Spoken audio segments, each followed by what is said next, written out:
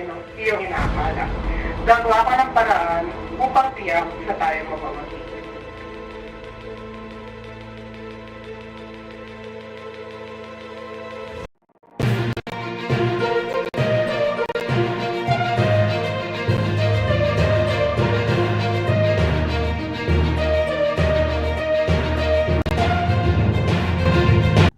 Magandang umaga, Luzon, Visayas at Mindanao. Muling nagbabalik ang Balitang Pilipinas. Para sa araw na ito, inilabas ng opisyal ng mga kandidato na tumatakbo para sa posisyon ng pagkapangulo. Isa rito ay si Atty. Pia Rivera na anak ng ating nakaraang Pangulo. Makakalaban niya sila Antonio Cuango, Marcelo Marco at Benjo Simpson, na mula rin sa mga kilalang angkan sa larangan ng politika. Hindi lamang si Atty. Pia ang naghahangad ng posisyon sa mataas na antas ng gobyerno dahil ang kanyang kapatid na si Alan Rivera ay tatakbo rin bilang senador. Ang magkapatid na Rivera ay magkasama sa Partidong Nasyonal. Karagdagan dito, ang kanilang bunsong kapatid naman na si Carlito Rivera ay tatakbo bilang mayor ng Las Piñas City, kung saan ang baluarte ng Oo nga Rivera. Alam niyo na ba kung sino yung bobote mo? Hindi pa. Pero ibibigay ko yung boto ko dun sa deserving. Ay, alam nyo ba, yung tumatakbong presidente ngayon, si Pia, napakahusay ng nanay niya noon. Pinaunlad talaga ang Pilipinas. Oo nga, marami akong narinig mula sa pamilya nila. Magaling talaga, no? Sobra. Siguradong magagawa rin ng anak niyo mga yun. Kaya nga, sa kanyang boto ko eh. Tama, kung kaya ng nanay niya, kayang-kaya niya rin gawin yan. Kung sakaling siya ang manalo, baka mabalik ang magandang buhay dati. Naranasan ko na ang buhay noon, disiplinado ang lahat at napakaayos ng ekonomiya. Tiyak na hindi tayo bibiguin ni Rivera. Teka, paano naman kayo nakakasigurado? Hindi nga sila ramdam eh. Hay nako, ewan ko sa'yo, basta ako sure ako na kaya yan ni Rivera. Oo, at nga pala, matagal na sila sa politika ha. Kilalang kilala na rin ang pamilya nila. Sa lagay na yan, sila na ang panalo. Ewan ko sa inyo. Hindi naman talaga sila ramdam. Sinasabi ko talaga sa inyo. Huwag kayo talaga. Mawawaw, mali kayo.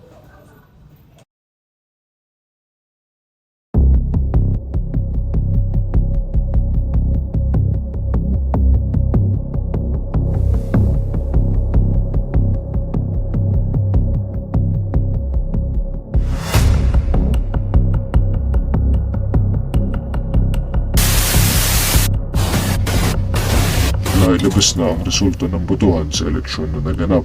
Formal nang idinekrala ng Kongreso bilang National Board of Canvassers ang pagkapanalo ni Pia Rivera, anak ng nakaraang presidente bilang Pangulo ng Pilipinas. Ibang kapamilya ni Rivera ay nagugi rin. Nangako naman na ang presidente na si Pia Rivera na gagawin niya ang lahat higit sa makakaya niya. Nagpasalamat din ito sa lahat ng naging parte sa nagdaang halalan.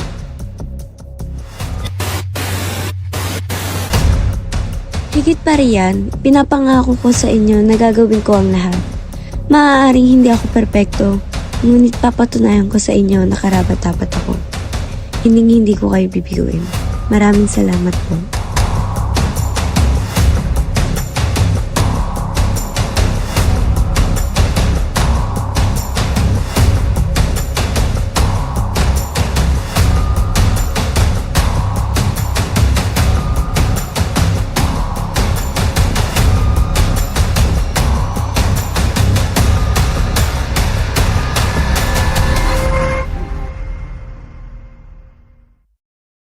Yara, nabalitaan mo ba? Nanalo si Atty. Pia. Oo nga, kabalitaan ko. Buti na lang nanalo siya, tsak na uunlad ang Pilipinas.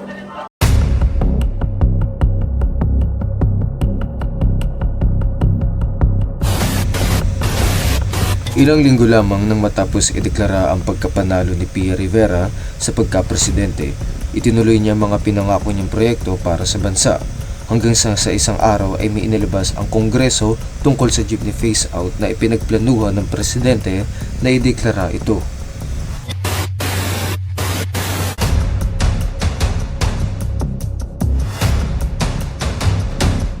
Magandang umaga sa inyong lahat.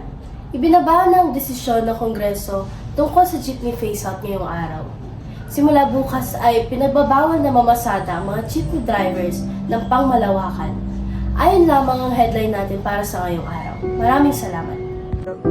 Magandang araw sa inyong lahat. Naririto ako ngayon sa kabisera ng Quezon City sapagkat nagsasagawa ng mali ang mga jeepney drivers.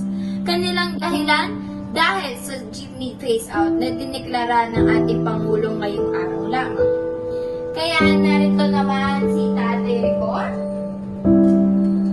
na isang jeepney driver na apektado sa jeepney phase-out. Magandang umaga po. Ano po ang masasabi niyo sa jeepney phase-out na diniklara ng ating Pangulo ngayong araw lamang? Ako po ay nalulungkot at mamukha ako na sana po hindi niyo ang desisyon. Dahil dito po lamang kami po ng aming mga kare sa pang-araw-araw. Binubuhas namin ang pawis at iba para lamang kayo makaibataan ng mga pamilya. Sa hirap ng panahon ngayon ay mahirap din magkaroon ng trabaho. Bukod dito, sa pamamasada. Maraming salamat po.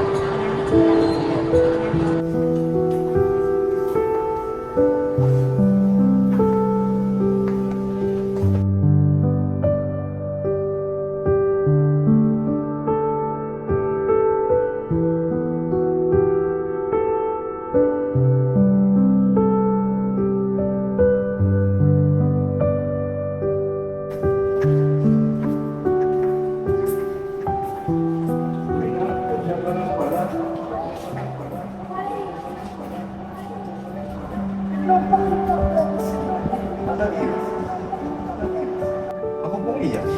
Opo, tay. Napanood ko po mga video. Marami po nag-komento at nais na po nila gumawa ng video upang matulungan kayo mga jeepney drivers. Nabawiin at ibalik nila yung mga Ay, talaga ba? Natutuwa ako. Dahil bukas sa kalooban ng tumulong kahit sa simpleng bagay. Salamat ang iyo. Sana nga po nila. Pumasada lang na rin.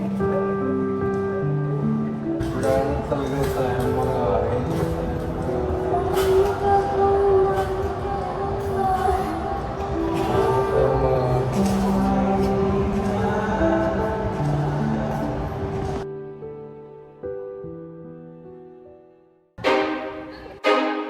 At ito ang balita. Ano na ang nangyayari? Tapos maipatupad ang jeepney phase-out.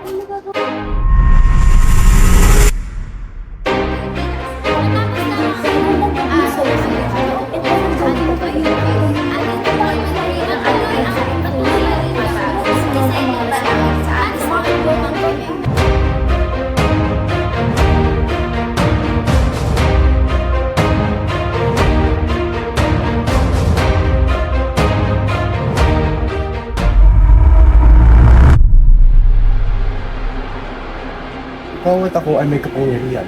Hindi lamang ang nasa itaas ang posisyon. Kundi lahat tayo. Tayong mga tao ay may malaking gampanin sa bansa natin.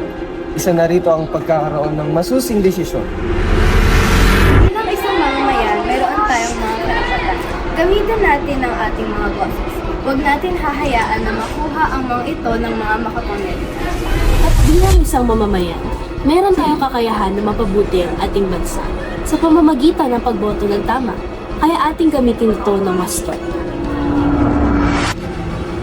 Pagboto sa tamang tao ay dapat natin gawin. Kaya kung gusto natin umunlad ang bansa, dapat tayo ay bumoto ng tama. Matutong sumuri ng mabuti at maging bukas mata. Gumawa ng background check sa mga kandidato at alamin ang kanilang mga plataforma at kasaysayan nila sa politika upang maging tiyak kung sino ang nararapat para sa ating bansa. Supuin ang mga katiwalian sa pamahalaan, huwag magpaparaya sa mga korap na opisyal at huwag magbubulag-bulagan. Huwag na huwag magpapalinlang sa mga kandidatong nagbumibili ng boto. Huwag na huwag natin ipagpapalit ang sanay magandang kinabukasan para lamang sa pansamantalang pakinabangan. Maging masuri sa bawat salita at mga kanilang binibitawan. Dahil hindi lamang dapat puro salita kung hindi dapat may gawa silang gawin. Dahil meron nga tayong kasabihan,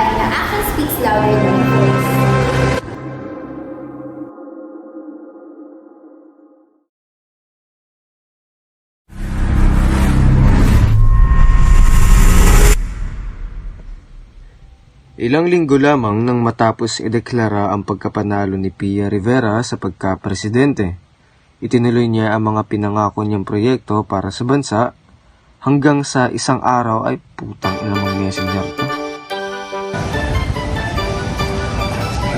Ano tuloy tayo makain? Ay, ate! Rodrigo. Kanilang Talaga naman na ako sa... Nagmamakaaw na sana huwag dito tuloy. Dahil, wala ako din. dahil ang mga jeepney drivers ay nag-aaral at nananawa. Wala man lang yakapan. Di ba may yakapan mo? Salamat Panginoon.